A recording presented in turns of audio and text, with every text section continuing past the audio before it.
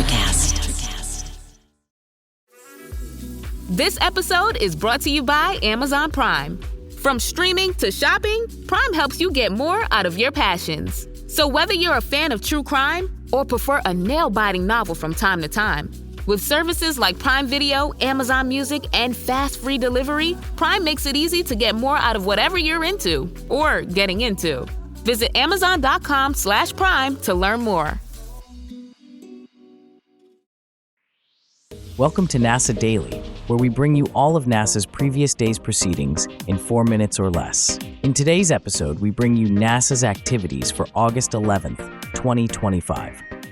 Today, NASA highlighted Juliana Barajas, who has served for over 20 years as an administrative assistant in NASA's Safety and Mission Assurance Office at the White Sands Test Facility in New Mexico. She has been recognized for her dedication and continues to support NASA's lunar mission preparations. The SpaceX Crew 10 mission safely returned after 7 months aboard the International Space Station. Astronauts Anne McClain, Nicole Ayers, Takuya Onishi from Japan's Space Agency, and Russian cosmonaut Kirill Peskov contributed hundreds of hours to scientific research on plant growth, DNA effects from space radiation, and changes in human eye structure.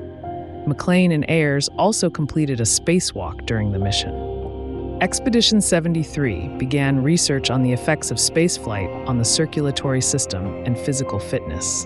New Crew 11 astronauts started studies on blood clots and exercise effects, while Crew 10 members began rehabilitation after returning to Earth. NASA announced Phase 2 of the Lunar Recycle Challenge, inviting innovators to develop recycling solutions for waste produced during long lunar missions. The competition offers $2 million in prizes and focuses on fabrics, plastics, foam, and metals. Biology experiments on the space station continue to reveal how cells respond to microgravity. Research includes how cells sense gravity, gene activity changes in blood vessels, energy use in neural stem cells, and bone health, modeled through goldfish scales. Studies of mouse stem cells show DNA damage from radiation, while heart tissue research provides insights into adaptation to space conditions.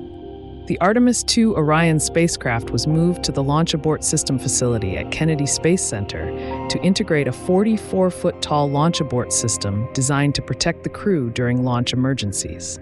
After integration, Orion will be transported for final assembly on the Space Launch System rocket for a 10-day mission around the Moon, with astronauts Reed Wiseman, Victor Glover, Christina Koch, and Canadian astronaut Jeremy Hansen. NASA is exploring ways to extend the Neil Gehrels Swift Observatory's operational life by raising its orbit to counteract atmospheric drag. 2 American companies received contracts to develop concepts for the boost, and NASA is working with a third company to assess propulsion and inspection capabilities. NASA awarded a $3.6 billion contract to KBR Weil Services to support astronaut health and research at Johnson Space Center. The contract covers programs including the Human Research Program, International Space Station, Commercial Crew, and Artemis, aiming to reduce risks for future missions.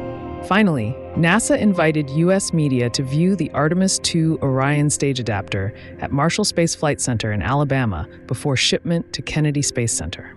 This adapter connects the rocket's propulsion stage to the Orion spacecraft and will carry small CubeSats. The Artemis II mission is scheduled for launch no later than April 2026. Those were the key activities for NASA on August 11th, 2025. Subscribe to receive daily or rate or review so others can find us as well. Thanks for tuning in to NASA Daily. This has been an ElectraCast Media production. Executive producers are Mark Netter and Peter Rafelson. Produced and edited by Hannah Riggs. Music by Amir Saleel, I say. You deserve better healthcare, and so do we all. Medicine in America is a podcast that shares real stories of patients and doctors reshaping the future, because the revolution in care isn't coming, it's already here. Real stories, real change, a better future for healthcare. ElectraCast. ElectraCast.